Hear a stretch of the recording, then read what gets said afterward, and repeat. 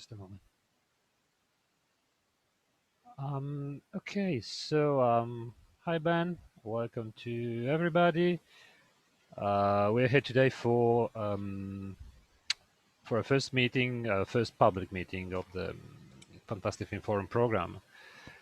It is focused on something which has seemingly very little to do with the artistic side of films and movies, but in fact is crucial for the outcome, for the actual outcome of each audiovisual work, and that is how to actually promote and sell your film.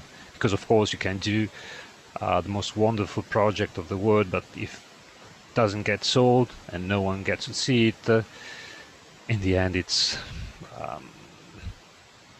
all work thrown away. So we're focusing on this, on the uh, strategies and tool to actually promote the visibility of your project, be it at the development stage or be it an accomplished film, and of course how to effectively effectively sell it. 3 years ago, in 2017, we held we organized our first meeting on this by Groovy. It was focused on audience, on target, on how to identify and to build your audience online. It was focused mainly on digital strategies and tools. And much has changed since then because, of course, this is a fast changing world, that of both the audiovisual industry and most of all of digital strategies and of the internet reality. And finally, everything has been upset during the last few months due to COVID, and this has completely upset all of the previous reality. So it is crucial, more and more crucial today, to know how to sell and promote your project, but it's also much more complicated because, as I said, everything has been upset, and it's more and more important. So today we're having this second, let's call it, workshop with Groovy. Of course, Ben Johnson, he's the global CEO. We're honored to have him here because this is his very first time. Who will introduce his company, what they do, and most important, what you can do with these tools and strategies and how it works. So, hello, Ben. Thank you for Hi. being here. And okay, I just leave you to talk about this. Hi, everybody. Sorry we couldn't all meet in person, but that's just the nature of COVID. So I wanted to try and run a little bit more of an interactive meeting with, so I'm going to keep open the Q&A. Zoom's a great conferencing call system. I think we're all looking forward to a future where, people can start to cut down on the amount of commuting they have to do in order to have their meetings. But one thing I have noticed is that without some kind of audience interaction, people generally tend to nod off. So what I'd like to do is try and keep the Q&A open and have you guys writing in your questions in real time, and I will try and get to that as I progress. And then I think the other thing is to quickly outline some of the challenges that we face as an agency that helps in the promotion of film once it's ready to screen in cinema or to actually be promoted online. One of the big sort of findings, that we're seeing now is that a lot of films are beginning to bypass a theatrical launch. As a large section of the industry now, which is kind of up in arms and doesn't really know what to do. And with the threat of secondary lockdowns across Europe, this could be something that irretrievably breaks the cinema model. So there's some good things that are happening and there's some bad things that are happening that I think are quite interesting to discuss, but it doesn't detract from one of the most important things I want to talk about today, is this idea of doing your audience research on whatever project that you're working on. And I can also highlight some of the issues that we sometimes run into when we're doing the promotions for certain types of films, and some of the things that are lacking, because if you look at the process of releasing a movie. You have producers on one side who, basically are the entrepreneurs. They're running around raising the money, talking to investors, organizing the crews, making sure the funding's in place, and then working with the team to actually build the movie. Then in the center, you have distribution. And distribution are, companies like Wild Bunch through to Fox and Sony and Disney. And they're in the process, their main role is to then take over or buy the license for the film that you've created and try and take this out to the market. And so I would view the distributors as almost being a venture capital group, and you'll have to, via a sales agent, pitch your movie to them in order to get them to take up the rights. And at that point, the movie's no longer really yours when you've sold it into that market. I mean, you can lay some conditions down on the licensing and what happens, but essentially all the responsibilities for then getting it out there and marketing it are the distributor's work. Now, the really interesting disconnect that we have in our industry is that the distributors don't actually ever meet the punter that turns up to the cinema. That's the cinema's job. So you can see that you have a value chain within film which is completely inefficient. And each stage has different priorities and different, motivations in order to guide their behavior. Cinemas make most of their money from selling concessions. That's popcorn and Coke and other things at the location. The movie is almost like the lost leader in order to get people through the door. So you've got to imagine what kind of psychology that has on that group of people. They also control the real estate. They're terribly detail orientated around the location, seating arrangements, screen technology, sound, particularly in the bigger multiplexes.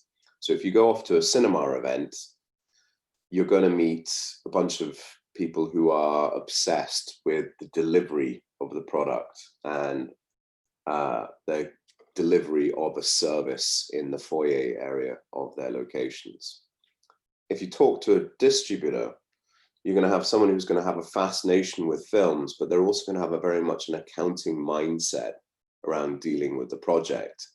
And it's all about running against formulas that they have in mind from previous releases that they've worked on. So they're probably going to look at your movie and go, okay, this is kind of like X, Y, and Z that we've worked on before, or our competitors worked on.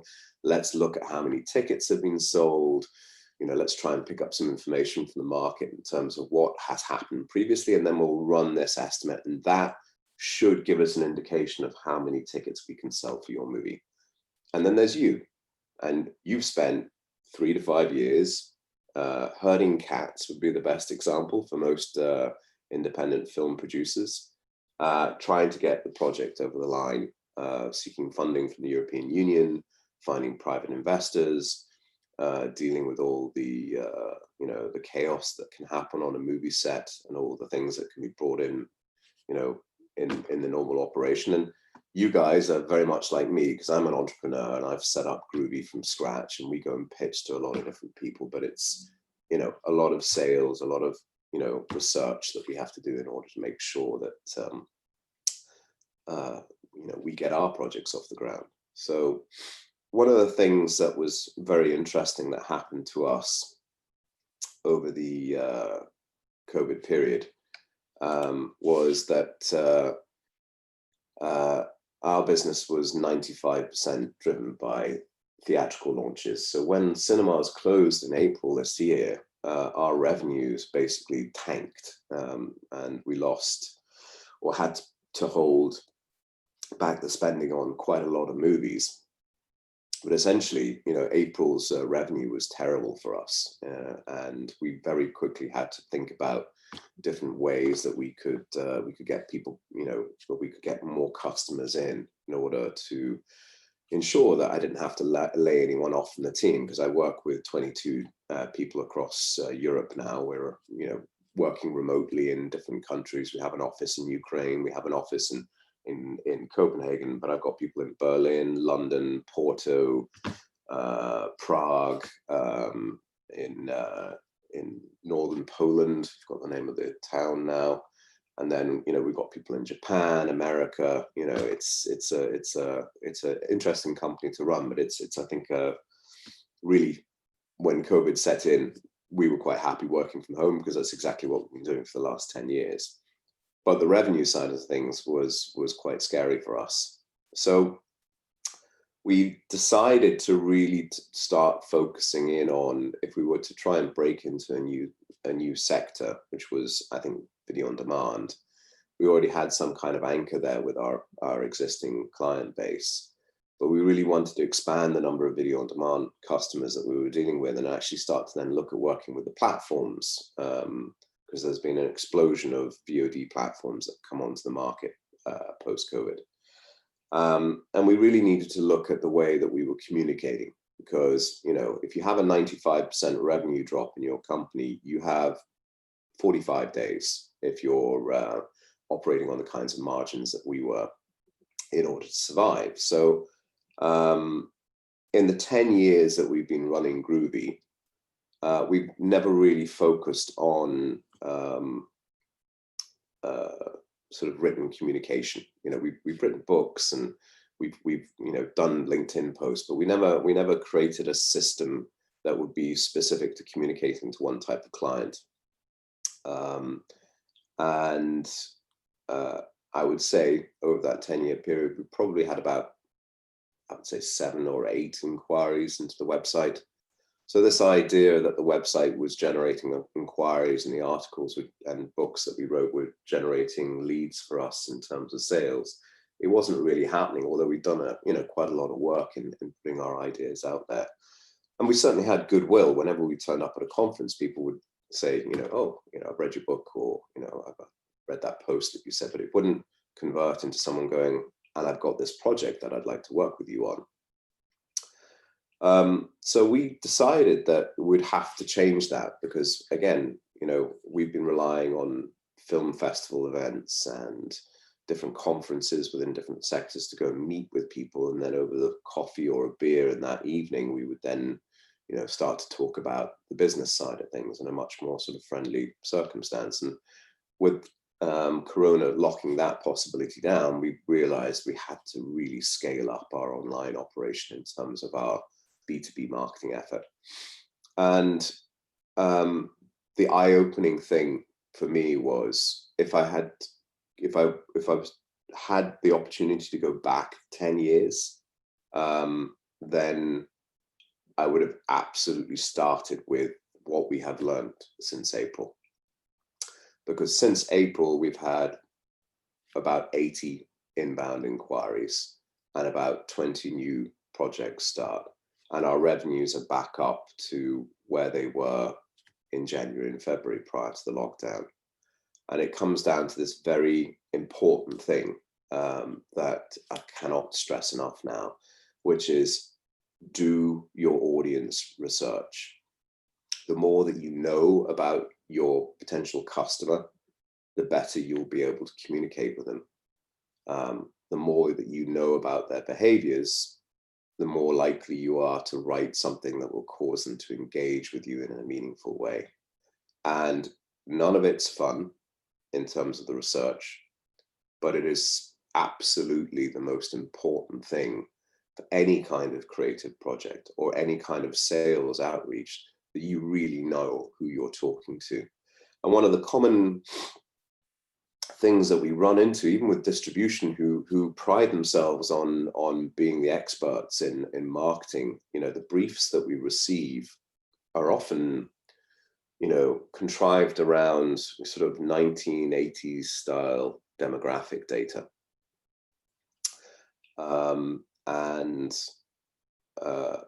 I don't think the process of marketing planning is really filtered into the industry.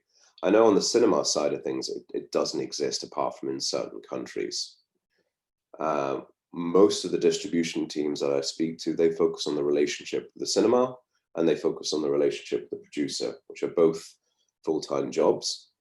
And then, there's the whole execution of this advertising campaign and marketing campaign that they're also coordinating. But as I said, they don't actually meet the person who then wanders over to the cinema to go and buy a ticket. So there's a disconnect there.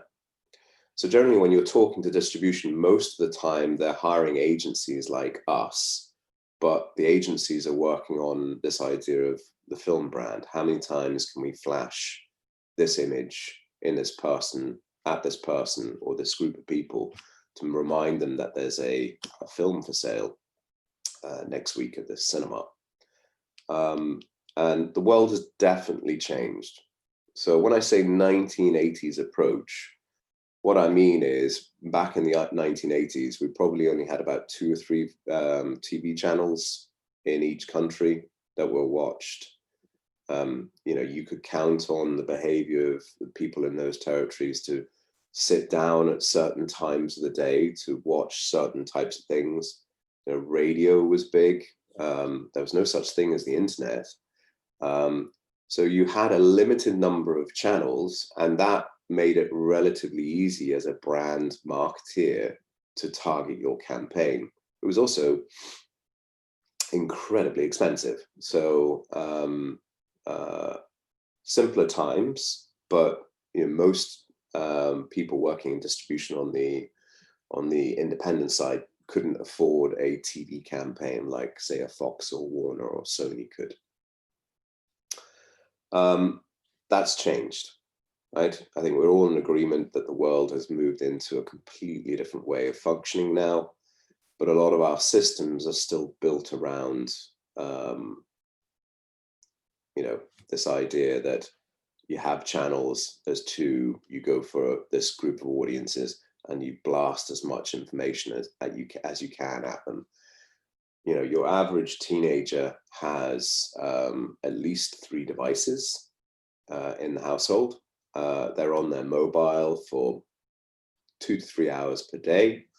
They're across a range of social media. So if I look at my daughter's behavior, it's Instagram, which I hate and she shouldn't be on, but she has it. Snap, which is something that she communicates regularly with her friends. WhatsApp, she plays Among Us. She plays several other games almost continuously.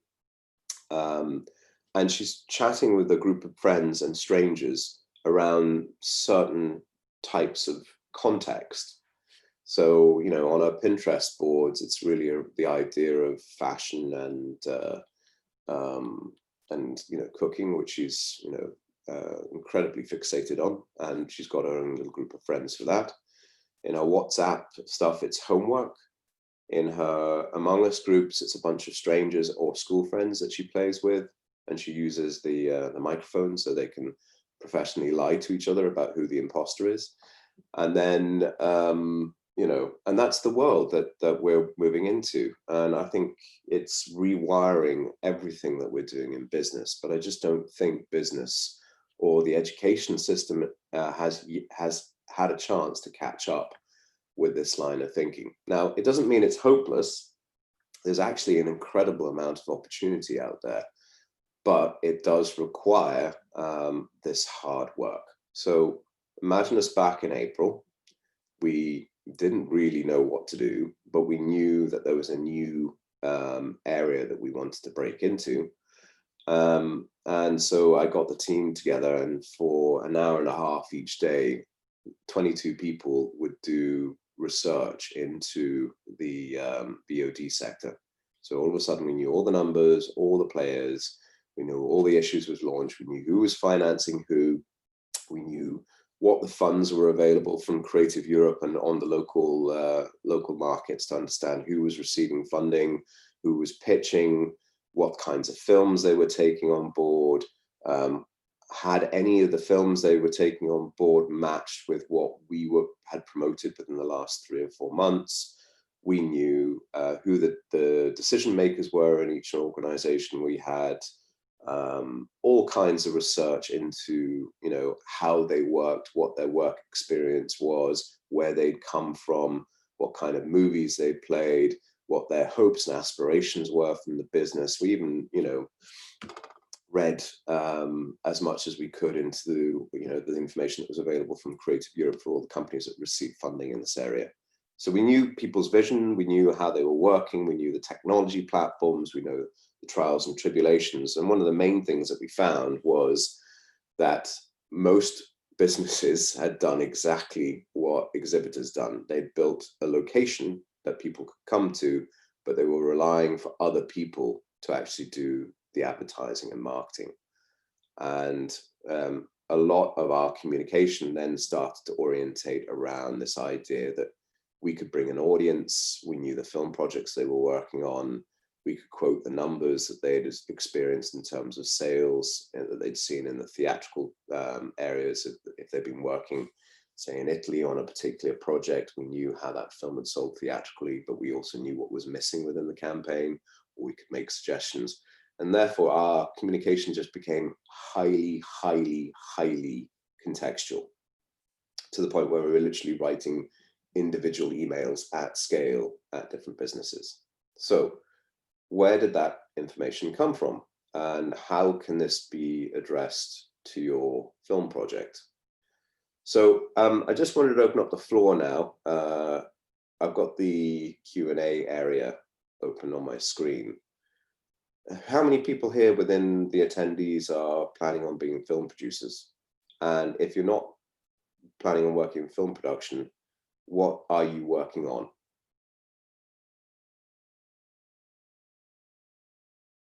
The Q&A button is at the bottom of the screen. It'd be nice to hear from you.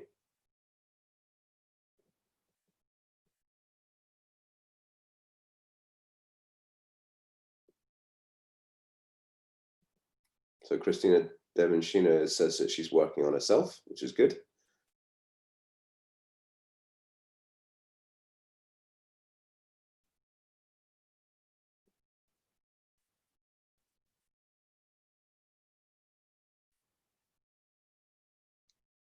Ana Rosa, Nick, Paolo, Pero, Ruslan, do you want to contribute too?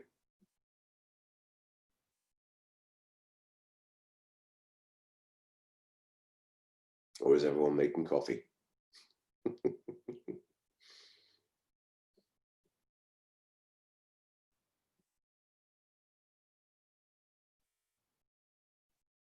All right, so Pero says, I'm a director from Croatia.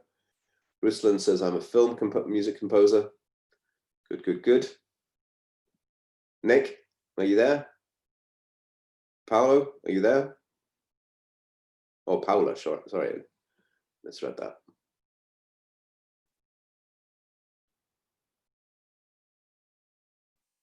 That's fine. Yeah, yeah, if we had everyone talking, I think it would just be a bit chaotic. So it's just text, but nice to know that you're there. All right, we'll give it another couple of seconds. Ben, if you prefer, you can also allow them to talk directly. If any. Oh, can I? I didn't realize I had control.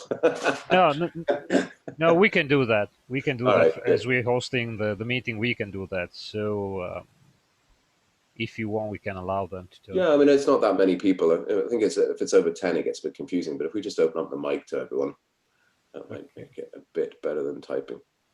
Okay, so now they're all there. They're all visible. Most Good. of them are visible. So if any of you want to interact directly and talk, you can just unmute your profile and then you can talk directly. Hello. Hello. I'm not sure why there is not a picture, but okay. I have a project which are with producer, and we try to do the co-production, and we are a little bit stuck this year. And I don't know it's because of COVID or the co-productions are how to say complicated and without COVID. But I have this marketing, internet marketing is real enigma to me. And I don't know, when you say research your audience, how exactly do you have some tools to recommend or something like that? Maybe. Yes, we can get into that for sure. So I just wanted to get some kind of context about where you guys are, right? Yeah, I suppose it's better to have, I don't know, a team that it's working only this, only that area, you know? If you have, Yeah, well, let's see how we get on, right? Because Christina's okay. raised a similar question, right? So she's basically said that working on shorts, it's hard to get them picked up in these Corona times, right? Yeah, So you guys face two challenges, as far as I can tell. Apart from the film composer. So Ruslan, you're just going to have to listen for the time being, but maybe there's something on the B2B side that we can figure out here for you. Anyway, so you've got two main challenges, right? yeah, You have to pick a storyline where you know someone will be interested in watching this production that you created. And then on the other side, which we'll call your business to consumer offering. And it can be organically led from your own ideas, or it can be research led from, say, something that you find particularly interesting. So let's say on the creative side of the project, so a real art house movie is just an inspiration. You have a dream, you want to build something, you think it's exciting. The audience research that you can do on that side will give you an indication in each market, potentially how big your potential audience is. So a common thing that we hear from distribution and production is, well, who's your movie for? And the response is, well, everybody, right? And if you're marketing to everybody, particularly on a limited budget, you're reaching nobody. So it's very important, even if the inspiration for your film idea comes from your own heart, that you go out there and you do the basic math and figure out how big that audience is, because nobody wants to waste 10 years on a project which isn't going to go anywhere. So that's one side. yeah, On the other side, you have the business to business marketing, right? And this is where someone like Quentin Tarantino was amazing, right? Because not only was he a great film director, he also knew the business, right? He did his research into, obviously a highly intelligent human being, but he knew how to play the market. And he was very formulaic in his approach because he understood exactly, how to pitch and who he needed to talk to and where he needed to be and what kinds of budgets he needed to have available to allow him to go off and do this excellent film promotion, pardon me, that resulted in his films getting picked up and him being that iconic film director. So you've got two problems to solve. One, how do I get audiences to, how big are my audiences and potentially how can I reach them?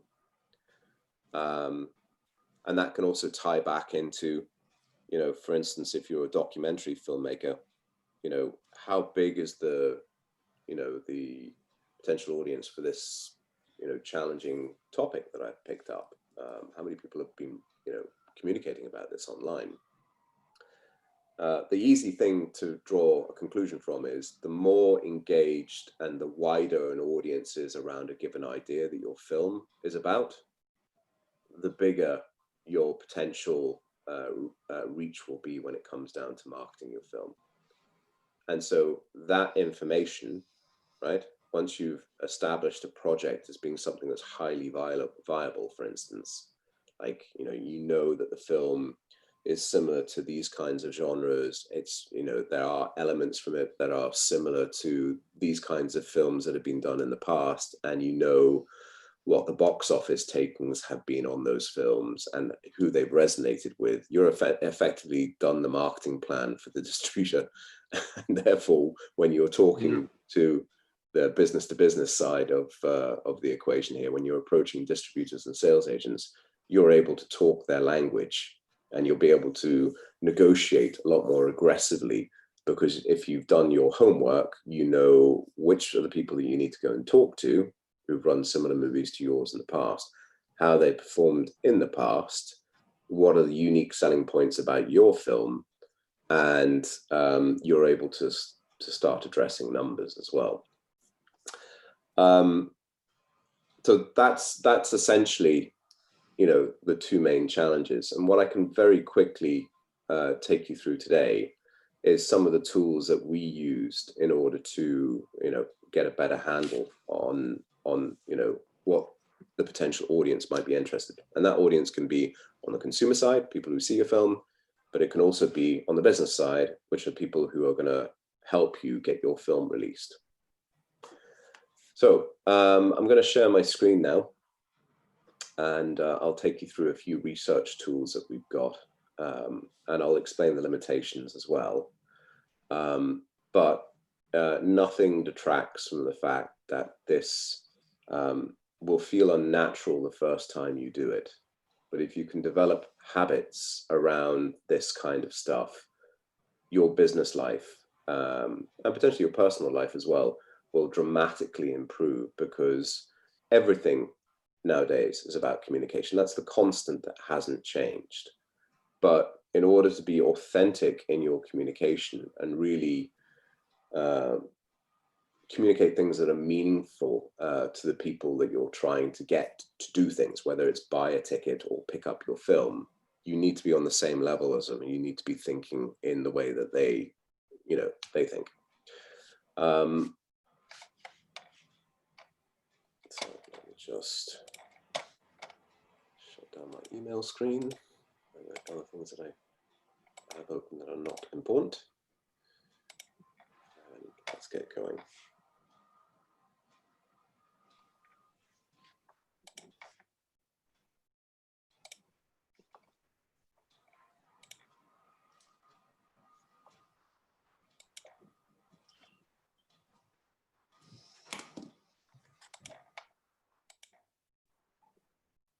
Right, can everyone see my screen? Yes. Good, good, Yes. good. I Just see. chat function up on the left so I can still see your questions. All right, so there are free tools and there are paid tools. And I think, we'll go through the free tools first, and then I'll show you what the paid tools can develop in terms of research. So first thing that's always very useful is Google Trends. It's a tool that's entirely free and very, very simple to use. So Google Trends maps the number of search queries for a particular term. Now, I understand that some movies can be extremely obscure, and the tools that I'm preparing here might not give you the right kind of indication, but there's nothing wrong with going out and having a look. When you look at things like search intent, when you're looking at Google search, what you're actually looking at is the human behavior of intention, as in people actively looking for the information around that given search term. And it's an incredibly powerful tool because it allows you to really understand where the particular motivation is for a given topic.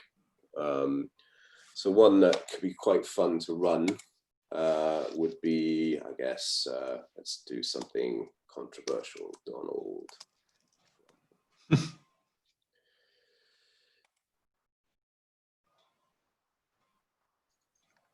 Okay, and so we're looking at the past 12 months of data.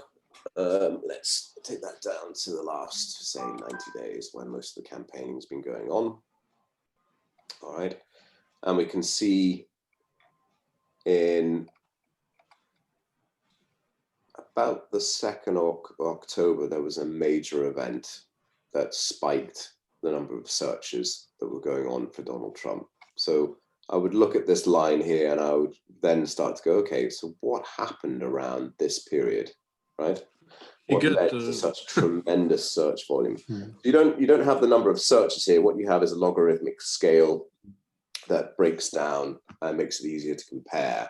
Because if we were wanting to compare, the next thing we need to do is look at something that Donald Trump is competing against. So let's look at Joe Biden.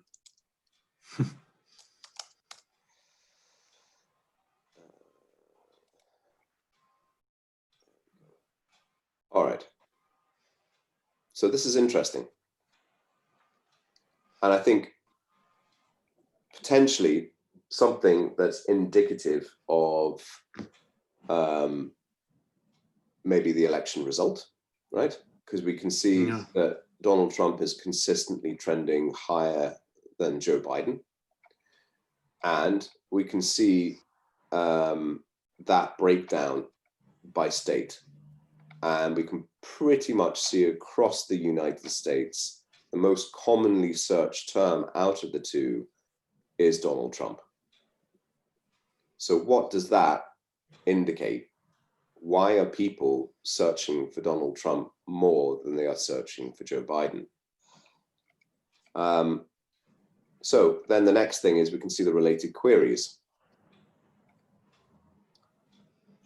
We've got this 60 Minutes interview where Trump walked out and published the 60 Minutes interview early before 60 Minutes did. You've got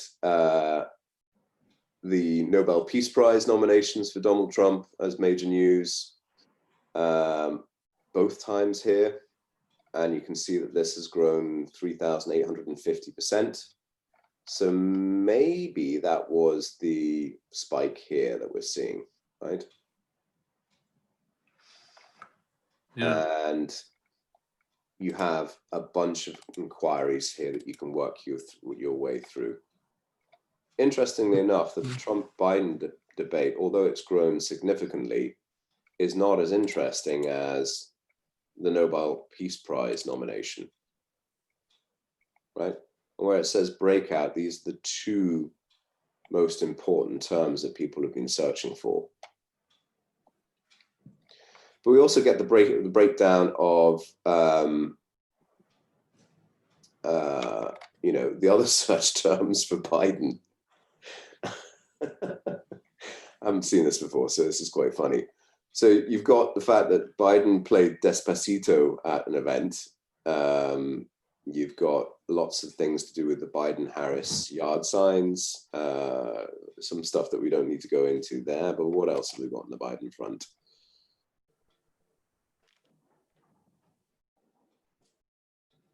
Biden fly swatter? Okay, maybe that's not the main thing here. But trends allows you to see how terms compete against each other over time. And I think if I was to look at trends would really be on the business to consumer side of the research.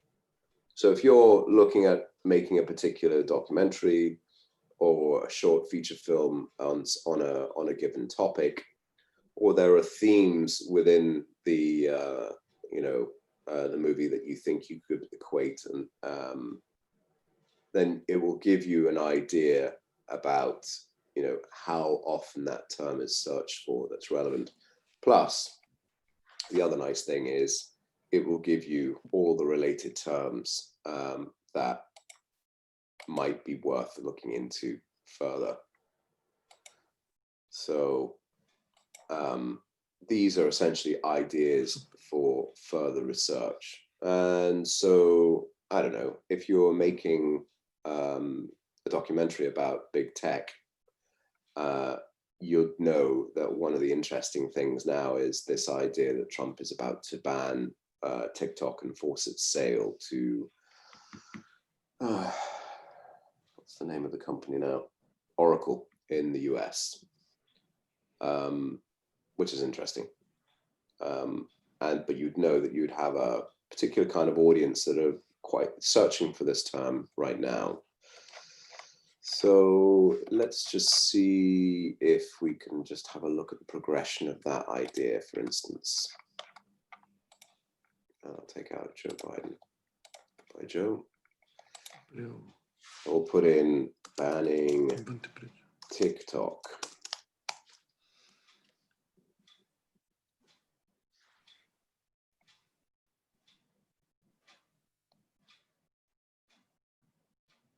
Okay.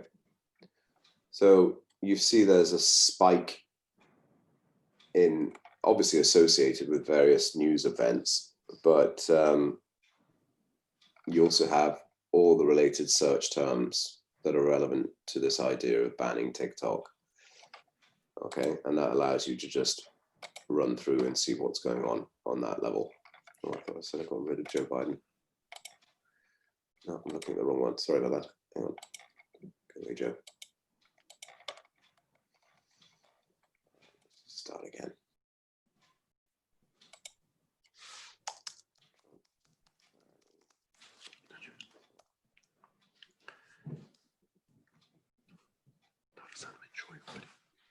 There we go. Sorry about that. I was looking at the Joe Biden numbers there. But you can see where the relevant jump points were within the news.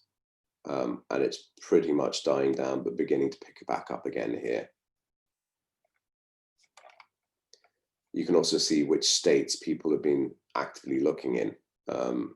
And that's also relevant for perhaps where you wanted to release your movie, right? If you're working on a limited budget, you could be talking with a distributor and going, okay, well, we know there's a high degree of search that's going on in these 3 states, in Poland or UK or whatever, because that's what Google Trends also breaks down, things on county lines, or state lines, which is interesting. So already within a very simple search format, you can start to pull out a lot of really relevant information around what people are doing on Google and where they're looking and what are the associated terms that they're also going in to search for. And then you can use that to compare against, maybe competing ideas. Say if you're at the script level and you wanted to see, okay, if I write in this direction, where will it take me? If I write in this direction, where will it take me? But also on the business to business side, I've made my movie, or I'm about to complete it. It's entering post-production.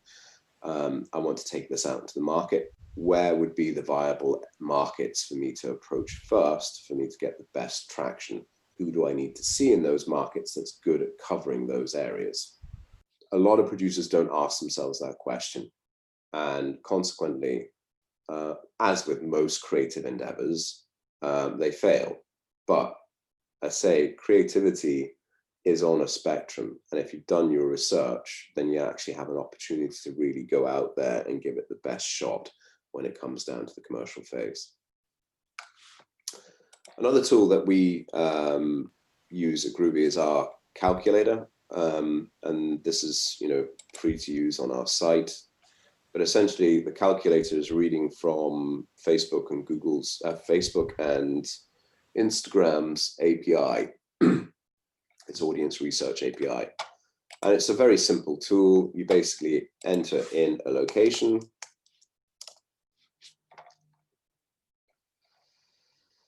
Let's go for London, UK.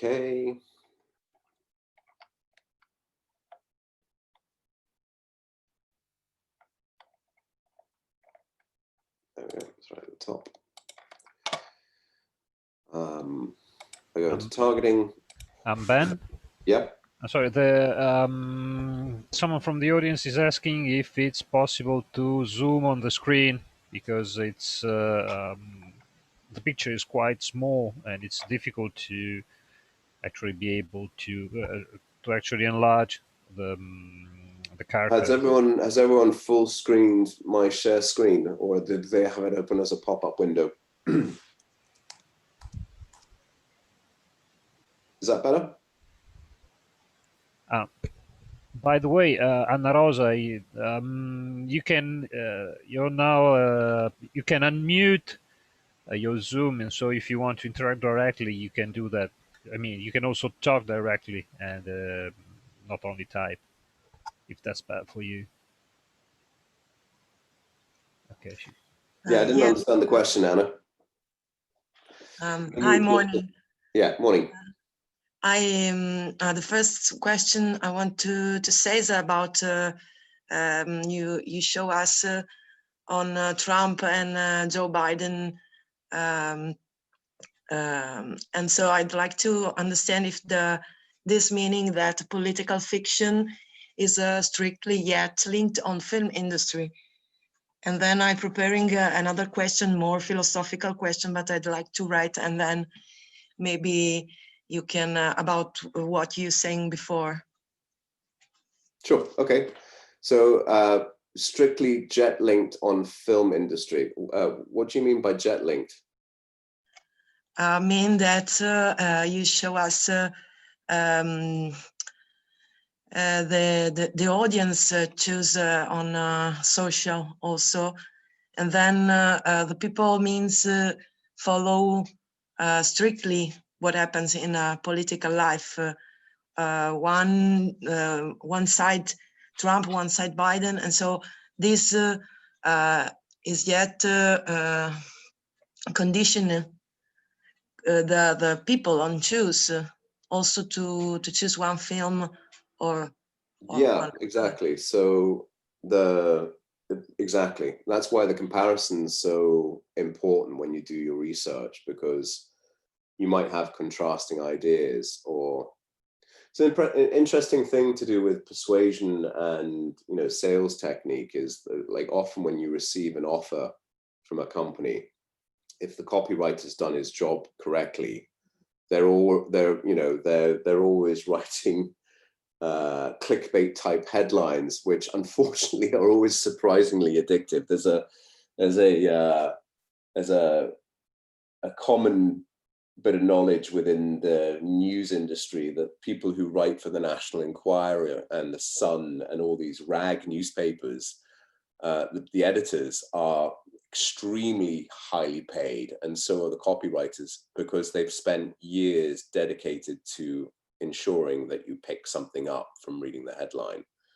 But a contrast is always a really good thing to bear in mind as a human persuasion technique, because when you state a contrast, say,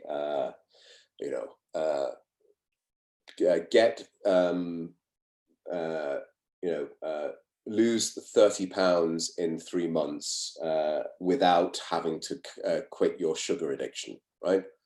It's a fairly incendiary subject line. But once you understand the contrast in people's minds, you can understand why that would work, right? You got people who love sugar, but also want to remain fit and healthy, and your subject line has lied to them, but has given them that, that sales pitch, and therefore something like that would probably receive a lot more attention online than the simple statement, get washboard style abs in 30 days. So when you're doing your contrast research, the contrast research helps you structure your film proposal better. It also allows you to put into the mind's eye of someone who's potentially interested in acquiring or picking up the film, how the film ranks against competition, because we are human beings. We work, our brains work in a hierarchical structure. We're always looking for a sense or meaning, and one of the best ways you can do that is by showing someone, hey, we've got this, and it's better than this for this reason, or it's like this for this reason, or you can achieve this with limited work. There's something there that anchors the person's mind onto why your proposition is powerful. So I guess that's what Google Trends is really good at. It gives you an indication of what people are searching for, in contrast to what you are actually interested in. And that in itself can open up all kinds of questions in terms of script writing, pitching the film, assembling the project. If you're working on a particular project, one of the things you obviously want to do is make sure that, it gets you into your next job. And part of that is making sure that, people, no matter how limited and small the audience is, go out and see it. All right, so jumping back into Facebook. So we built this tool on our site. It's free to use. It basically simplifies using Facebook's ad platform. Facebook ad platform is way more powerful than what I'm showing you here today. So if you really wanted to deep dive, go and have a play with that and teach yourself how to set up ads within Facebook. Plenty of YouTube videos online that show you the targeting options and how they work. But this is just a quick rough and ready tool that we pulled together that just really simplifies, how to do basic audience research, and it's a good place to start. So I've targeted London. Let's do something where we know there will be an audience. So let's say Tom Cruise.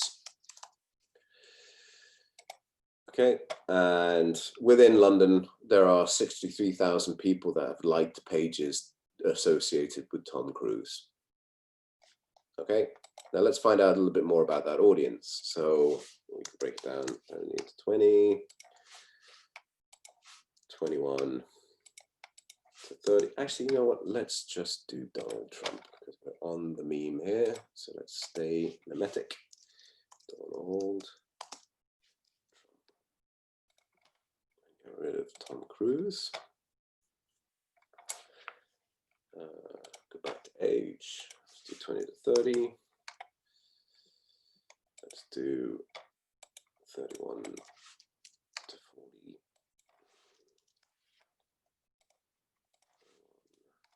50, 51 to 65. All right. So 194,000 people in London.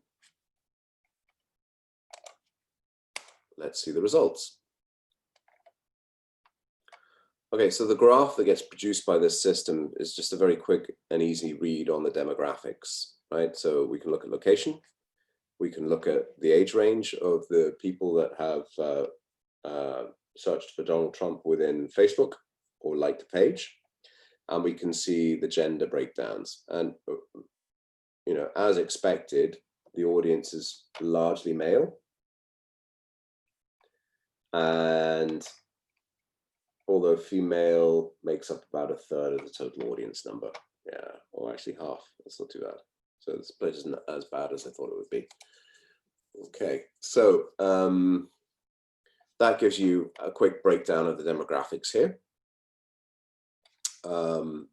But you would say if you wanted to, you know, look at the Donald Trump audience, the ideal one that you would try and go after would be the 21 to 40-year-old age group and male.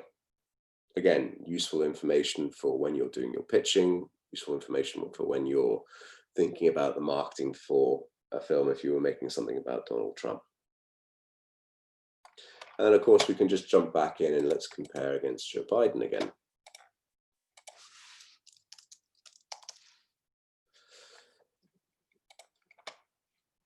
Right, so overall, smaller number of people, as was reflected in the Google search terms. Let's have a look at the results. Interestingly, I would have expected Joe Biden to be trending much more highly with females in the UK market. That's interesting. But again, 20 to 40-year-old people are the most engaged, but then in this case, 51 to 65-year-olds as well. Again, it's useful information and can start to structure some ideas, but the surprise was, for me, I would have thought females would have been much higher. So that already counteracted the myth that I had in my head. You can create a share link, by the way, and copy the link and then use that in any presentation, and you'll have a record of this search that you've done in the past. But that's just a nice, simple tool that we use. And then one of the things that a lot of search engine optimization specialists use is this tool called Answer the Public. It's relatively cheap. Now we're moving into sort of the paid side of the research. But essentially this allows us to really explore the keywords that people are using and to give you further ideas for research, right? So if I typed in Donald Trump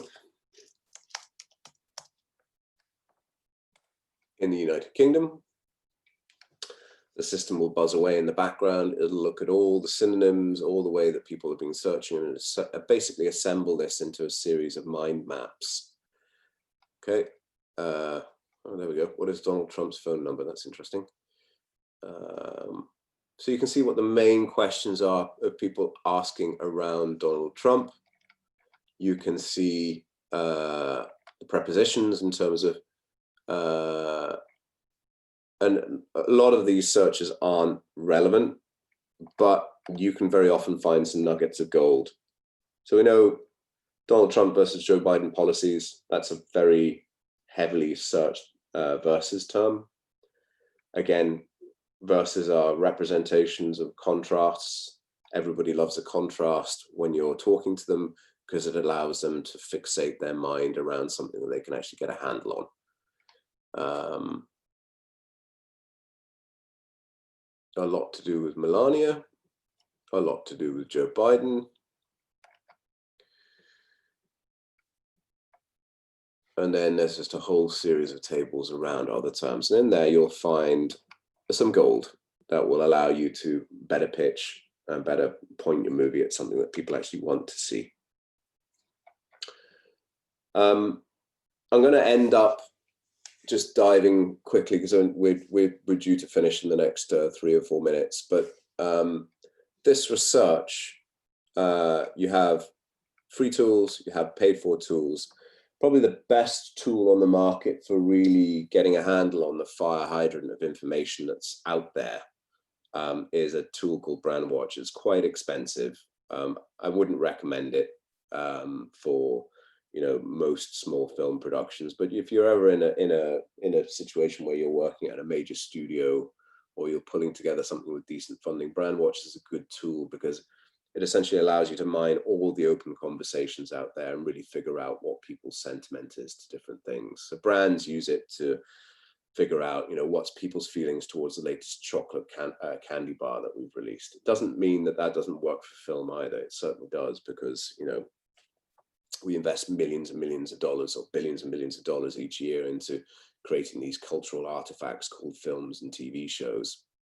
It absolutely signifies where conversations lie. I think TV shows and movies are a main driver of conversation, and games now are a main driver of conversations online about culture. And so you can eventually end up with a series of research like we did for Paramount here that allows you to create a board that really looks into a film in great detail. So we were brought on board by Paramount to look at the Bumblebee movie. They just released a trailer. It hadn't gone well. It had been widely sort of ridiculed by a few social media influencers, and they didn't get the context. All they got was a negative score, and they were really looking for what strategies they could employ in terms of cutting their next trailer. So we jumped on board and did the audience research for them, and there were 2 top findings.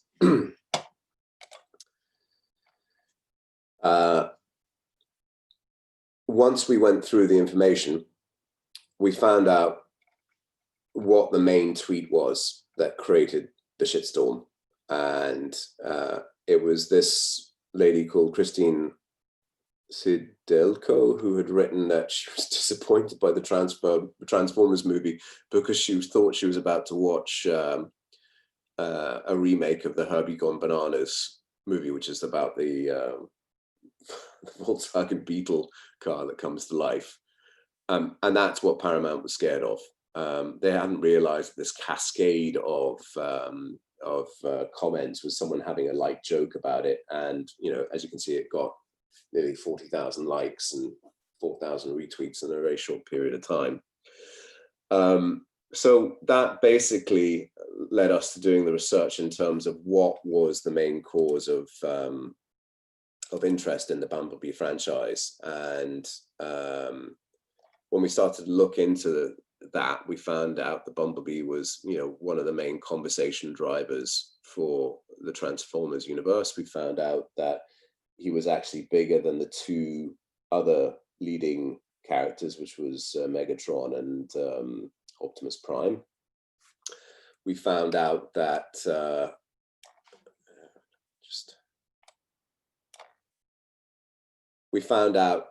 nobody ever wanted to see another Michael Bay production of Transformers. There was a lot of negative sentiment towards it. And the key area that we found that they really had to emphasize was this idea of the 80s nostalgia. Now, in the original trailer, what we found was there was only one reference to the film was actually about the 80s, because up until the last 10 seconds, the film looked quite contemporary. It was only when Bumblebee had a cassette deck in his body, rather than this, an MP3 player or something like that, that it became apparent that the movie was set in the 1980s and not in 2020. So that led us down a line of research into looking at the nostalgia, and we found the main driver for the interest in the film was coming from parents in their 40s who were looking to introduce the franchise to their children, and that Bumblebee had been the right selection by the studio, but in the trailers they really needed to amp up the fact that this was a movie that was set in the 80s.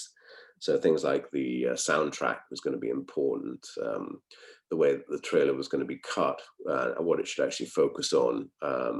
Should be obvious. This movie is a retro throwback, kind of like the same angle as it's a Netflix hit, Stranger Things. So if you really want a deep dive, it's all out there. It's on platforms like Quora, like Reddit, like Google, like Facebook. It's really down to how you structure your research and what you look into. But the important thing is, do your research. For 10 years, we at Groovy have been going out and relying on face-to-face meetings and direct emails to people within the industry without taking the time to really do the consideration of what that person might be interested in talking to you about. And if you can get that research methodology under your belt, you'll find the rest of marketing becomes less of a black box issue. You'll know how to communicate if you've done this. And a lot of people are frightened of marketing because they don't really, understand, all these terms and acronyms like brand and programmatic and revenue per user and all these. It's all bullshit. At the end of the day, if you know who your customer is, whether it be on the business side or the consumer side, you're going to know how to talk to them. You're going to know where they're talking. You're going to know what they're talking about. You're going to understand the language that they're using. You're going to be able to write emails, put up promotional pieces, pick your creative, even down to the point of actually developing scripts and storylines, right? You can channel this research into so many different things. And like I said, if I could wind back the clock 10 years ago, this is where I would have started with Groovy, right? We're an agency, we cover 21 different markets. We have 110 different clients now across the world. We're working in everywhere from Japan to the USA, but it took us 10 years to get there. I've experienced 60% growth in the business by just now doing this research. And I'm kicking myself that we didn't start this earlier. So that's my lesson to you. I hope you enjoyed it. Should we have a very short Q&A for the last 5 minutes before we have to crack on the rest of our lives? I have just a very quick question. I put myself from the point of view of a, let us say, director or a screenwriter. Isn't that supposed to influence too much on, too heavily on, let us say, the creative process? I mean, of course, it's very interesting. You have to target your project, but doesn't that, I mean, change too much, influence too much the freedom of the creative process? I mean, as regards like writing stories and so on. From my perspective, my creative process exploded when I started to see this, because it just opened up possibilities in my mind. And I think everyone who works in film production is a fairly open human being, right? You have two major traits within business: openness, which is more of a liberal mindset. It's more of a freedom of expression, freedom of ideas, freedom of exploration, but it's not very structured. And on the other side, you've got conscientiousness, which is industriousness, dutifulness. It's following things by the line. It's doing the work. It's, and essentially it's the reflection of the conservative and the liberal mindset, which are both very, very important for business. You're taking a conservative approach, do the work, put the time in approach to really explode your mind in terms of the number of ideas that will have practical application within the market. And I think that's the important bit. So if I do a personality test, I'm on the 99th percentile of responses, because I'm a very, very open person. I love ideas. I love listening to different ideas. I love films. You know, where I fall down is I lack structure. And what I'm proposing here is really a structure for formulating ideas to be even more powerful. It's like the old expression, discipline equals freedom. So, you have an opportunity here with the internet to really make your storytelling laser focused much, much better.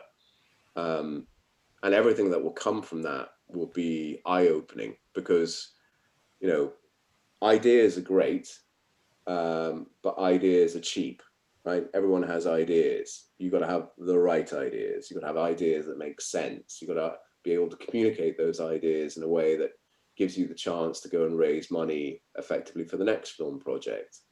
And again, I can't state this enough. I wish I'd employed this 10 years ago. We would be way bigger than we are now. Okay, so it's a sort of digital brainstorming in a way. I mean, Yes, like exactly. okay. So I wouldn't say the ideas are restrictive that will come out of this. It won't contain your creative thinking.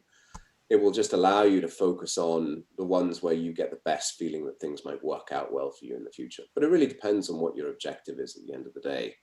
Like I said, there are some very out there art house film projects where it's just the sake of making a movie, but then be honest with yourself about that. Realize that very, very, very small amount of people are going to want to see that kind of film. That in itself, that knowledge there will also be liberating, because I've lost count of the amount of people working within film production who have no idea about the market. And it's tragic for me, because I'm talking with projects with people and I'm like, well, do you know who actually wants to see this? How are you going to sell it? What creative are you going to use to promote this? How are you going to edit your trailer? What's the main point of the storyline? Who is going to come in? Do you know their age, where they're located, what their beliefs and interests are? Do you know what conversations motivate them? Which channels do they use on? Like, we all want to be in this industry for the long term.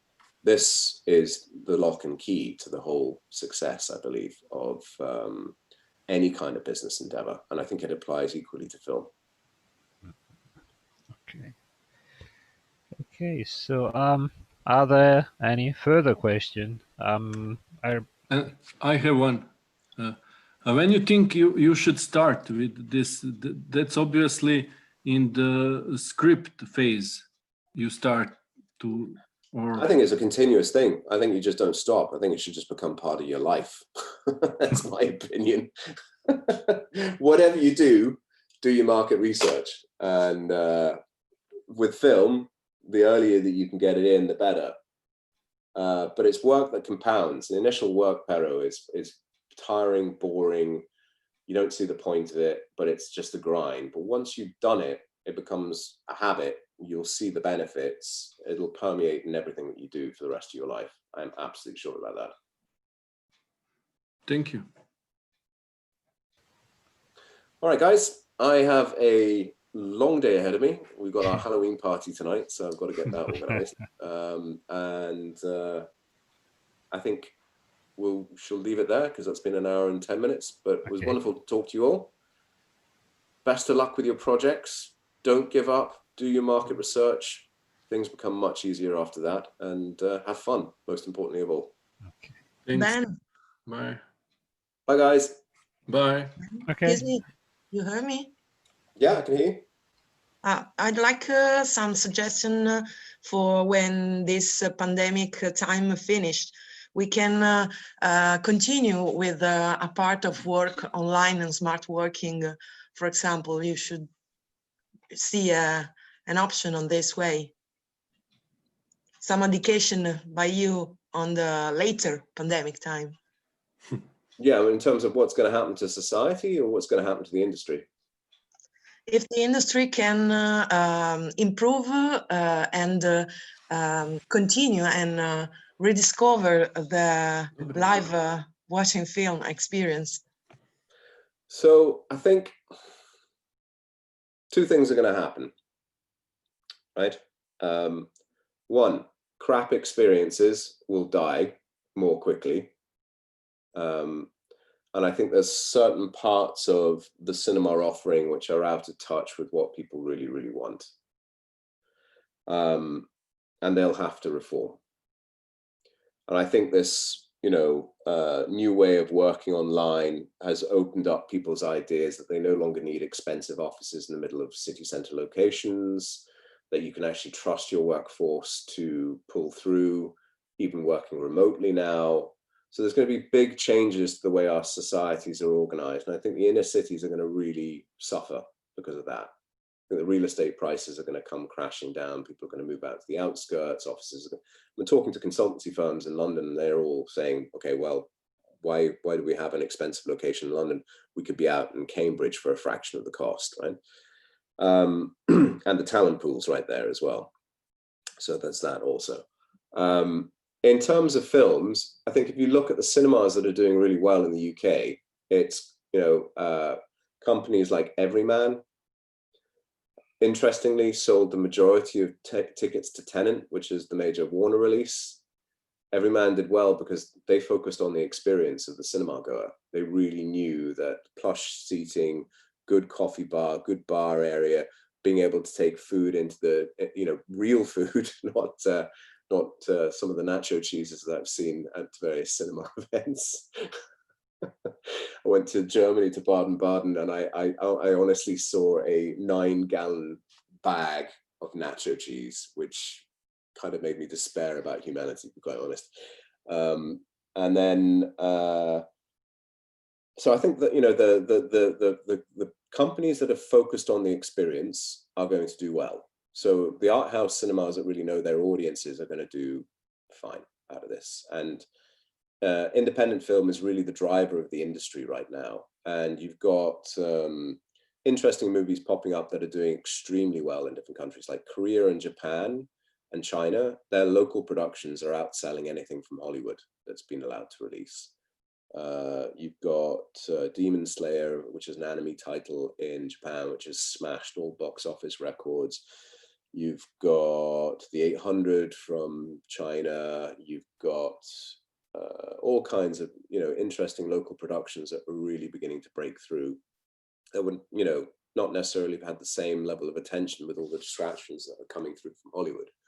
So independent film, I think I see is set to boom, and the window will change. So the window is definitely going to become much more flexible now. So I think for certain, AMC made that announcement that they're moving to a 17-day window. I think that's been a major obstacle for independent film, because in the good old days, or the bad old days, depending on which perspective you have, you had released the film and then a 3-month hiatus of any kind of marketing before it could come out in home entertainment, DVD, be streamed into various transactional VOD services like Amazon. So that's all going to change. Certain films are going to hold their window. Certain films are going to be flexible in terms of the number of days before the window caves in and it can move to home entertainment. And I think a lot of independent films are going to do day and date, as in it'll be available on streaming services at the same time that's in cinemas. And I don't think it's going to hurt the overall cinema experience. But the one thing I will say is piracy is about to explode again because of the amount of content that will be freely available to rip off iTunes and everything else. So, for every door that opens, one closes, and vice versa. But that's the changes I'm estimating. Amazing. All right, guys, got to shoot. There's a party to organize. So have a great day. Okay. Bye. Thank you very much, Ben. Cheers now, Luca. Hello to everybody, and see you tomorrow for the next events of the Fantastic Film 4 program. Okay, thanks everyone. Thank you Bye. once again, Ben, and bye. Bye. Bye.